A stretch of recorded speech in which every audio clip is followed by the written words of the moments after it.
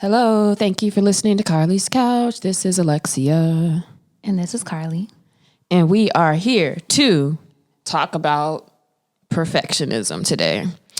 Carlie is a reformed perfectionist. You already know her whole spiel. I'm going to let you actually give your own spiel. How about that? So, like Alexia alluded my nipples to. about to pop Oh, out. please don't. Follow the YouTube channel. Get our followers up. Okay, get a little areola action. Sorry, Mr. Sanford.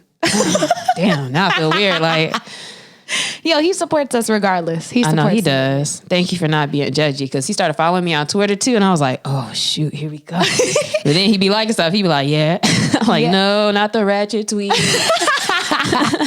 Yo, but he is the most supportive. So shout out to Mr. Williams. We appreciate you. Next time you're in LA, would love to have you on the ballot. Oh yeah, that would be cool. We should definitely do an episode, because we could talk about maybe like helping like business owners and stuff like that. There's probably so many topics you can give some insight into, and so much wisdom and just advice. So shout out to you for supporting us and our ratchet tweets and all of those things all the time. Yeah, I was like, ooh. When you start following, I was like, oh, here we go. So again, my number one fan. So super shout out to him. But today we're talking about perfectionism. And this is a topic because, like Alexi said, I've always been like, oh, I'm a reformed perfectionist, blah, blah, blah. I made you did your own sound voice for yourself to sound like that. That's how I sound in my head when I be talking nonsense, but I haven't really thought through what it is. You're like, mine be like, I'm a reformed. How would I do your voice? My voice of you is different than your voice of yourself. Yeah, it's a little higher pitch. Yeah, but way high pitch. Okay. My voice? Yeah. Is it really? I mean, that's how my fake Carlie voice is. I always think about your Alexia's addict voice when it comes to you. Like, so that's my voice for you. But I've always thought that I used to be a perfectionist. And then recently, one of my friends pointed out, shout out to last week's episode on calling your friends out about stuff, or not calling them out, but, being there.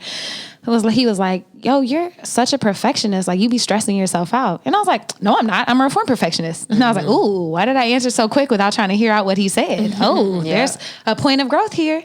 And then I really started sitting with it and recognizing that I still am a perfectionist, and exploring kind of where those roots come from, how it affects my life, and noticing the anxiety and the stress that I get from this,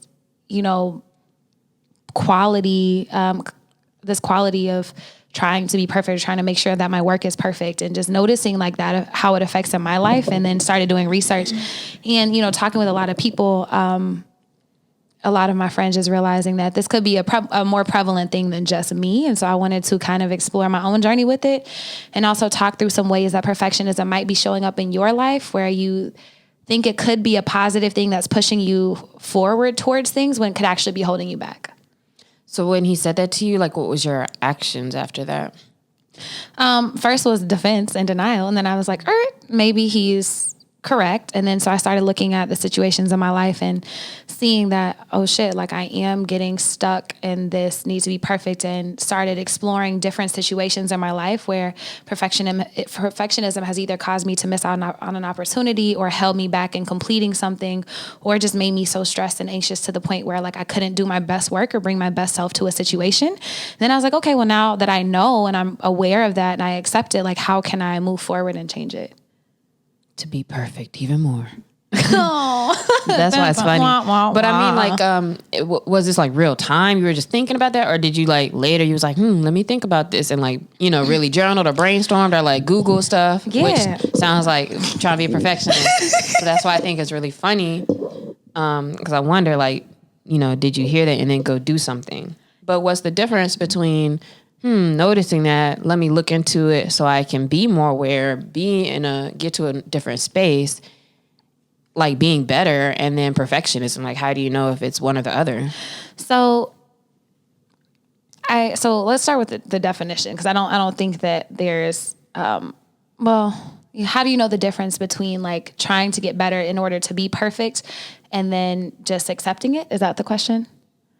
No, I think my question was, somebody says, you're a perfectionist. And then you immediately are like, oh, shoot, maybe I am. But you're also now going and looking at resources and doing things to be a better person, what's the difference? Or how do you tell the difference between, all right, I'm doing this to be a better person, but also like, could that be perfectionism also? You know what I'm saying? Displayed. For sure. I think it can That be. you couldn't just be like, oh man, I am kind of, huh? And then like move on.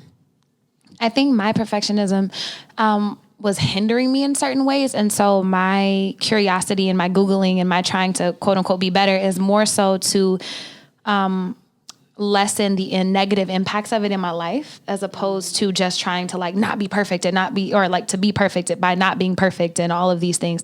So I think you could lean towards perfectionism by trying to eradicate perfectionism in your life. Whereas for me, I'm just trying to make sure that I'm aware and learn about some techniques and tools to kind of de-escalate whenever I notice myself being really anxious or stressed out due to my perfectionism. Mm-hmm. Mm-hmm. And so, you know, I start like, okay, well, what technically is perfectionism? And so perfectionism or perfection by definition is an impossible goal. It is broadly defined as a combination of excessively high personal standards and overly critical self-evaluations. And there's apparently social psychologists who their main thing is perfectionism and noticing it in society. And the difference between perfectionism and just having high standards for yourself are that perfectionists have unrealistic standards. And so, for example, in real time, if a person like messes up on a work project, or if they fail a test or they make a mistake, like, oh man, like I'm disappointed, I messed up, but it's okay, and keep it moving. A perfectionist would then internalize that and say, damn, I'm a failure. I suck. I'm a terrible person. And that's kind of a barometer in noticing if you're leaning more towards perfectionism or more towards just like a healthy relationship with failure or not being perfect. The way you react to failure is like owning it, like making like it being like a personal quality, like, oh damn, I just suck, versus like, okay, like I failed that test, and then keep it moving. Is that the way that perfection has to be manifest though, and that you're just being really negative about yourself? No. There's different ways that it can manifest, but I liked that definition because so often I think perfectionism can be looked at positive in society, like even in job interviews. Well, what's your biggest weakness? Like, oh, I'm a perfectionist. I always want things to be whatever. And it's like, oh, okay, like get out of here. But they actually came down to 3 types of perfectionism. And so self-oriented, when it's directed towards yourself, it's whenever you have like irrational, unrealistic goals of yourself being perfect. Socially prescribed, so how you want to be perceived by others. If you're trying to control how they perceive you and you want them to look at you perfectly and make sure that they're like you're getting their approval. And then the last, that you feel like they need your exactly, or you feel like they have those standards of you is what the socially is, right? Exactly. So their standards of you, but then also your standards of other people is the last one. And so it's like whenever you have unrealistic expectations for yourself, often you expect other people in your life to show up perfect as well. Mm-hmm. And so that's another way that it can show up. So this is like those social psychologists. Sorry, you're talking a little fast. What can you go through the last one again? Yeah. And this is what a type of perfectionist behavior of me is if I expect everybody else to be perfect, I'm probably a perfectionist. Is what you're saying. Okay, yeah, so you start pushing it on other people. Yeah. So it's yourself, it's how others perceive you, and then also how you perceive others. Yeah. I think that last one is one of the easiest ways to identify where you are, maybe. Because I think it's harder for us to identify our own like self-talk sometimes. So like how you react to something that slips under the radar, I think, because you're just used to that and that's just how you are. But if you notice you're always like, oh, that's not quite good enough for everybody else. Because like I know that about myself. Like, or you know, if it's like, all right, somebody can write like a caption, and no matter what you write, like I'm gonna still have something else. I'm like, oh, it could be this or it could be that. And so like I know that's a reflection of, you know, I like things to be a certain way, or I want things to be great, perfect, or whatever. And so that's what I kind of like want to expect to see from everybody else. So that's easier for me to see that than like, how did I feel when this happened or that happened? Like, I'm not sure, but I guess you can be more aware of that too. Mm-hmm. And I like the way that they broke it down because I've never thought about it in those 3 pieces. So it gave me a broader lens to explore, you know, perfectionism in my own thoughts and in my own life. And just looking at how it manifests. And again, like I'm not saying that you should explore this because it's bad to have high standards for yourself and for the people in your life and for your work. Cause I think you very much should. Like I have very high standards, but it's like the moment whenever, someone who might work for you or with you sends you something and it's like never perfect and never good enough. You're also putting that on them and attributing it to them as a person. So for example, like if they send you work and you're like, man, they just suck. Like, and you just have this thing, like, let's say they had a mistake and you're like, they're dumb or whatever. And you like write them off, like attributing mistakes to them as a person is the same as I was explaining earlier about attributing, your mistakes as like a character flaw, like an inherent character flaw as opposed to just a mistake. Mm-hmm. Yeah, I don't think I really do that. I just think the work could be better sometimes. Oh, yeah. But also, I am a refiner, so I'm not as much a creator as when people give me something, then I turn it into like more optimized and a different thing. So I've recognized that about me is that I'm just a really good refiner. So I could still give you credit for like, thank you. I'm glad you gave me this because I couldn't, well, not that I couldn't have, but that's not my thing to write this paragraph, but write a paragraph for me. I get it. And now, okay, this is how it should be. Like, let's clean this up and do this and we can make it better. But I think that it is important that you are kind in these spaces or like, why is this happening? Like, why, do you feel so stressed out about being perfect? And so perfectionism has many roots, a lot that go back to childhood. I fell into a really big rabbit hole when I was exploring all of these things. But going back to, searching for, your parents' approval or wanting to stand out and be accepted or be loved or, whatever it is. But they categorize like a couple of areas that are the main drivers of perfectionism. And one of them is a fear of failing in a society where we are very much, given our worth by our achievements. Even going back to grade school, it's like, oh, you colored in the lines, good job. Oh, you're coloring outside of the lines. And we all know that the school system is nonsensical in the point that it, is just putting people like, taking away like creative thought, like trying to make people be all on the same page because it was originally built to help people go work into factories. And so it doesn't necessarily encourage free thought and creativity and things. And so by subscribing to this method of attributing worth as in grades, like, oh, you passed these tests, oh, you did well in these standards tests, like you're worthy, like from a very young age, psychologists say that kids start to struggle with worth and attribute their worth to their work and what they're doing.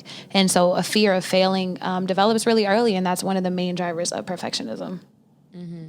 And I think that's highly comes from your family background, even before school or during those formative years, because there's quite a few times, if you can think back, it might be for a lot of people that the most time they see like reactions or love or like excitement out of your family can be because of your achievement. And so if you come from a home where they celebrate achievement, which is not bad, like, my parents, like we celebrated all my report cards or if I, my good grades or this or that.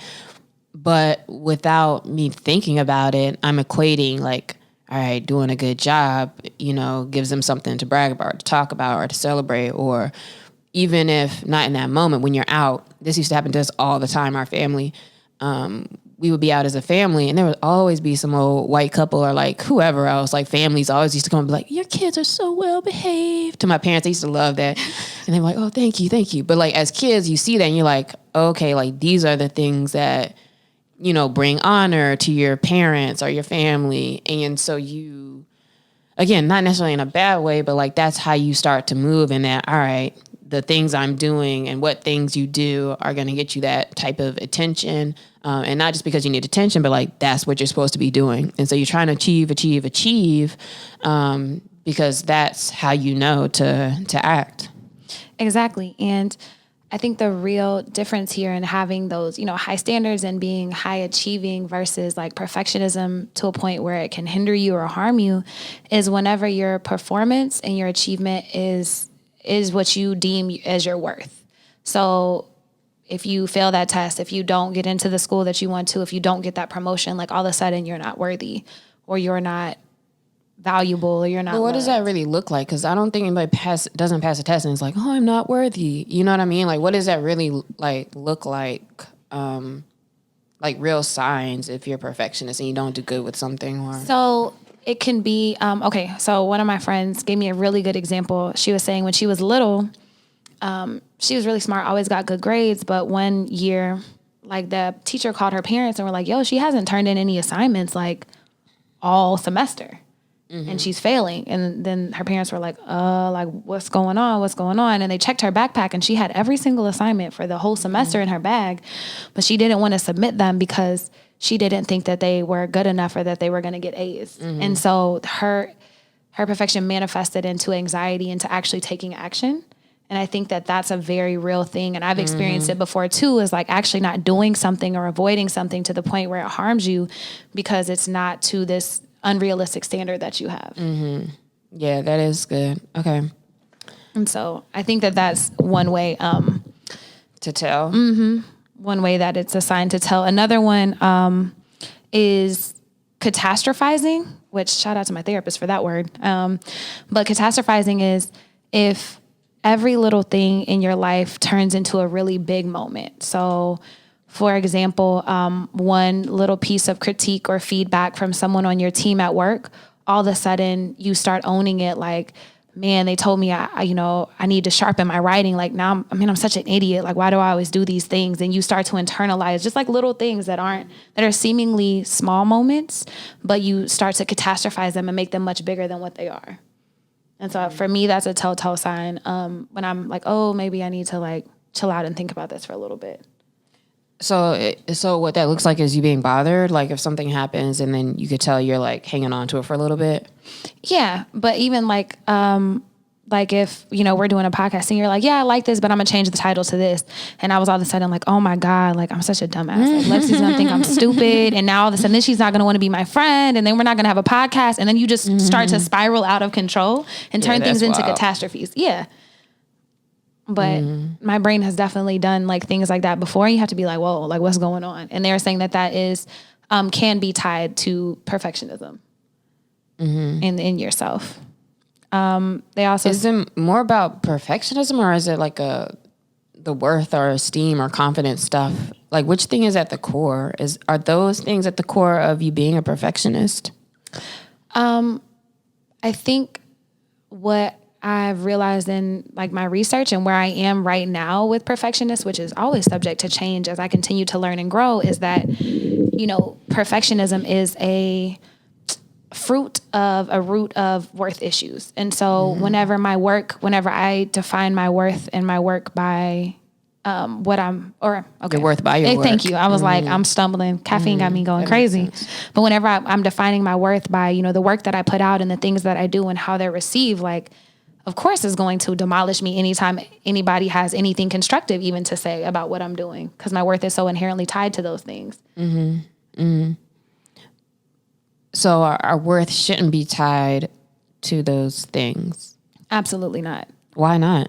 I think that they're a big part of who you are, but what you do determines your worth. I think that we all as people like are worthy, and it determines your worth like at the job and like for sure what you do though, right? Like yeah.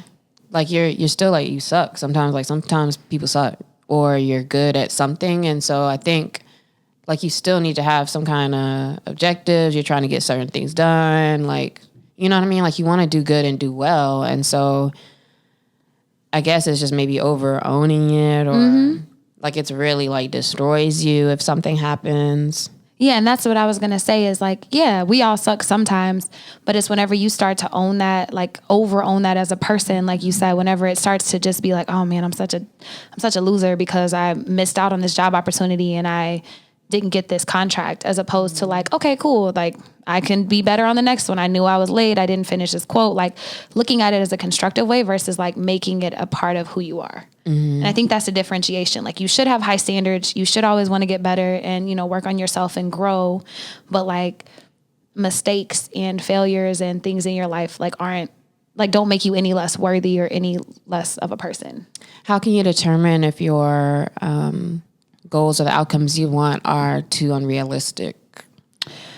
I hate the word realistic, but I think a good one to check in with is like assessing where you are. And I'm thinking about this like work-wise. If I'm like, okay, well, I want to make, 10 G's this month, but I haven't done any work or sent out any sales calls. It's like, okay, that's completely unrealistic. And so if I set this unrealistic goal and I'm not doing the work or I'm not accurately assessing where I am, then that's a telltale sign I'm just setting myself up for failure. Do you think you can be a perfectionist if you have high goals, but then don't do the work, or you do the avoiding part?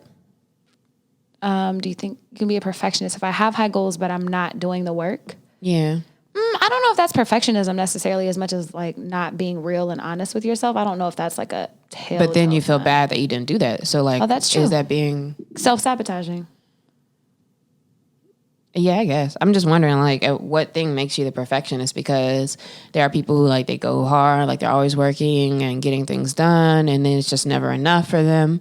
Or is it at the same as to say, like, yeah, I want this and this and this, but then you're not really doing it like that? And you probably still feel the same, like, afterwards, like, you feel bad that you didn't get it done or you didn't do it. I think that can be a sign of perfectionism. I don't think that if that happens, that means you're a perfectionist. I think when you look at like your goals, when you look at what's happening in your life, if you like carry a lot of guilt and shame and are all like have unrealistic expectations in a lot of areas of your life, whether it's work, whether it's, always wanting to show up perfectly for your partner or for your friends or your family, like always trying to be that person, like that's whenever you can look inside and start to do things. There's also a lot of quizzes and things out there. Like, am I a perfectionist? But for me, I notice it just because I have like unrealistic expectations of myself very much in a lot of areas. And that's like how I can tell about my perfectionism. Is because of what now? What's the last thing? The unrealistic goals and expectations I have of myself and have had like of showing up, like always being happy and always being the person that people go to and not having bad days and doing these things. I'm exaggerating a little bit, but looking at those things for me. And so that you're saying those are unrealistic because you can't do that every single day. Exactly. Mm-hmm. And so I set these up and then I inevitably miss them because we're human, right? And then I start to beat myself up for not meeting these unrealistic goals. And it just turns into this vicious cycle that is not helpful in any way, shape, or form in my life. Mm-hmm. They also say, like, so we already talked about avoiding whenever things can't be perfect. So like my friend who didn't turn any of her homework because she didn't do that, or you not completing this project or stopping this business because you can't be perfect. Mm-hmm. And what is this list that we're on right now? And this is talking about ways it manifest, or ways it manifest, but also the negativity, the problems with perfection is a better word, because like I said, perfectionism in society can sometimes be viewed in a positive light. Mm-hmm. And these are some of the issues where it can actually hinder you. Mm-hmm. A big problem I see with perfectionism is that you don't allow yourself to be seen. Because you think you're perfect or you want to be perfect or are aiming for perfection, you are probably going to be more lonely. You're probably going to be less vulnerable, and you don't talk as much about things with other people. And therefore, it might feel like, oh, I'm in this by myself, or nobody understands me. But that being because you're not allowing people to see you and see your flaws. And so I think that could be a big piece of it as well. Like, and then you feel like, oh man, I forgot that second one that you said, but like everybody expects to see a certain thing, or they're used to seeing a certain thing because that is what you portray for the most part, but not showing the rest of it. And so I think a big problem is that it blocks intimacy if I'm never open to like really letting you know me and see like a full me. And it's just kind of this like facade part that you see. Yeah, and that actually is also a little bit manipulative if you're trying to control like what people see of you and their perceptions and view of you. And so just challenging yourself to be authentic there. I think another big negative impact of perfectionism, a problem with it, is you don't take risks. Like you don't give yourself space to grow because you're so scared of failing, or you're so scared of not reaching this certain thing that you can kind of put yourself in a box. And if you do that, you're not really able to grow and expand. Mm-hmm. What else you got over here? Oh, mental health. Okay. So, well, you'll have to talk about what you saw, but it makes sense, I think, that studies around perfectionism would link to higher mental health and suicide ideation. Mostly because I think a lot of the thoughts around that are around worthiness, like, it would be better without me here, or I don't need to be here. Nobody's gonna miss anything. And so you're downplaying your impact and your, purpose and just your existence. And it's so interesting to me that for somebody who's, a perfectionist, that it's like if you're less than that, you just totally feel like you're just unworthy, which is totally not the case. But do you have any more information about like any studies or anything that link that, or why? Yeah, the Harvard Business Review had one that was exploring the 3 types of perfectionism that we discussed earlier, whether it's to yourself, how others perceive you, or how you project that onto other people. And they were saying from like 97 until now, like they were probably like 2017. So maybe like a 20-year study, they've seen an increase in like how we try to tailor how other people see us and be acceptable to them, especially with the invention of social media and things, and how that constant comparison like leads us to this like lack mindset and this perfection thing. Like we want people to see us as perfect. And so then people increase in stress and anxiety, and they've been able to show this direct link. It's pretty interesting. But mainly in stress and anxiety and trying to keep up with the Joneses. Like I think over the 20 years, they saw like a 33% increase in people who, have this need for other people to see them as perfect and how they appear to other people. Mm-hmm. Which is so interesting, because the moment you actually start being a little bit more vulnerable, it's interesting how many more people actually feel like they can relate to you and talk to you then, versus the other way around. So really it opens you up, I think, for more relationships and deeper relationships, the less of a perfectionist you are. Absolutely. And then another study that I thought was interesting, because they also say that perfectionism negatively impacts your creativity and your abilities to explore and try new things. I don't even remember what book it was in, but they're saying they did like a study. They had 2 classes for photography, and in one class they told people, take as many pictures as you want. Your assignment is you have to submit pictures every single day. And then their final assignment was just take pictures and submit them. And then the other class, they told them you only have to submit 1 picture all semester, but it has to be like your best picture. They were saying that the pictures in the group of people who were able to just take pictures and explore and try different things were so much better than the group of people who could only who only had to submit 1 picture, because they had such high excruciating standards for whatever this 1 picture had to be. And so just like looking at that opportunity to try and to fail and to do other things versus like you feeling like it has to be perfect the first time. Mm-hmm. Another example of that that I've seen with writing is if you're one of those people who it's difficult for you to write because you're trying to make it perfect as you go, like, complete your sentences and make sure it makes sense as you're writing, versus if you kind of try to do like a dump and just like, if you're blogging or whatever, just write it all out and then come back and go through it. And I noticed that it's probably what you're referring to as far as like it hindering your creativity, because you're not just getting the ideas out, you're trying to make it into something as you go. And it's not just like free thoughts. So that's one thing, is like giving yourself maybe time and space just to brainstorm, put things on paper. If you're a writer, just to write whatever it is you're doing. Like even if it's like work stuff, like following up on an email, like I think just getting started a lot of times for perfectionists makes it better. But like, let's say you have an email that you need to write, like just write it, even if you don't have the complete info. But then it's like, oh, okay, now just go in and you just end up keep going. And like, now let me go put in the info or whatever. And that way you can get it done. So I think letting yourself not be hindered by like getting that out, like that creativity or that writing or whatever you got to do, versus trying to like control it along the way. No, and I love that. And I think that's a great way to challenge that perfectionism or that like analysis paralysis of whatever you might be dealing with, is to just put it out on paper.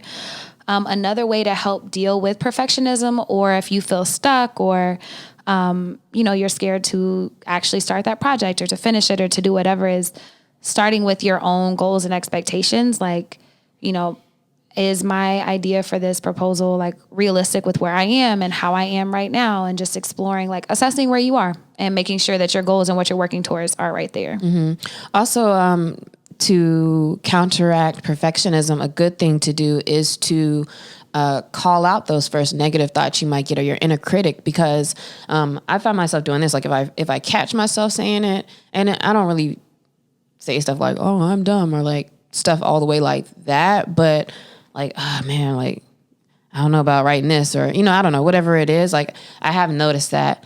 Then I'll be like, actually, like I start going in and thinking about what's the actual facts of like the positive things that I have been doing. Like actually I can't do this because we've done boom, boom, boom, or have access to X, Y, Z, and just sitting there and challenging yourself instead of just going with the flow of what your brain is saying. Like your brain doesn't really know. Exactly. And remembering that you're not your mistakes or your successes, like not defining your worth by what you do. So having high standards, but knowing like if you do mess up, that it's not an inherent flaw or failure. Like don't over own what's happening in your life. Like knowing that life ebbs and flows. You're not going to hit every shot that you take. Still got to take shots, but just because you messed up doesn't make you a failure or whatever.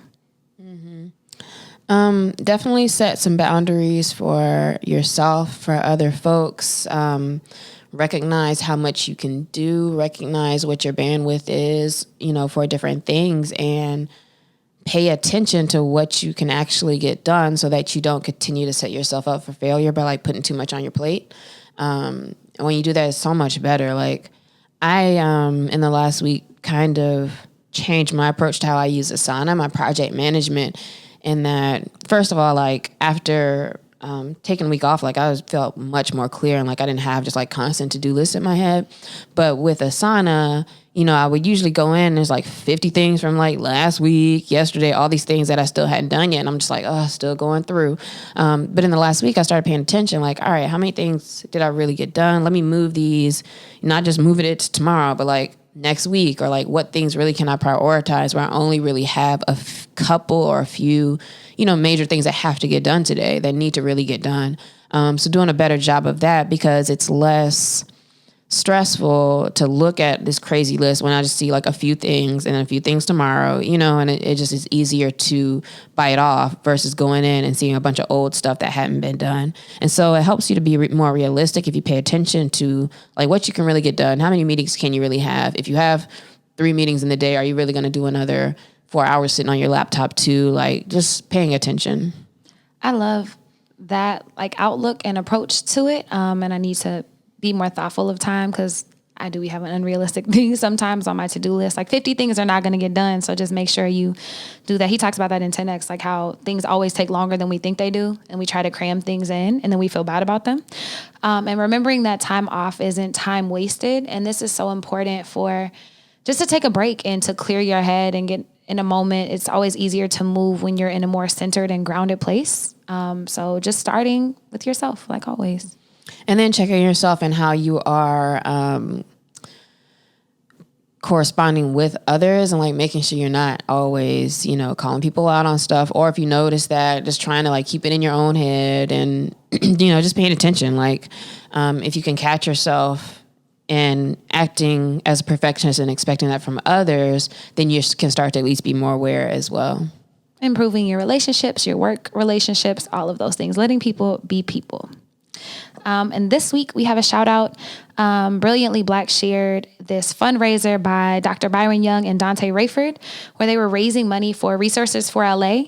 With the pandemic, there's been an increase in the gap between white and Asian students and Black and brown students in participation and access to technological devices and schooling. And with kids, a lot of kids still being at home, they wanted to raise some money to help local school districts give people access to hotspots and to computers. And they well surpassed their donation amount. But they're still open for donations to help get kids like laptops and other things. So if you want to donate, the link will be in the show notes. Yeah, that's awesome. Mm-hmm. And then the question of the week. Dun, dun, dun, dun. What is the kindest thing that someone's done for you lately?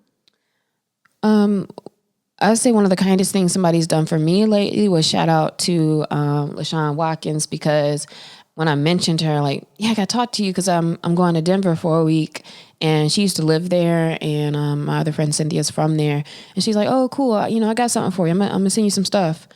And then it was weird because like maybe like a week later, I don't know how long it was, but it's not like I talked to her about it, but I was just going to hit her, before I left, like, if there's anything you think I should know about, let me know.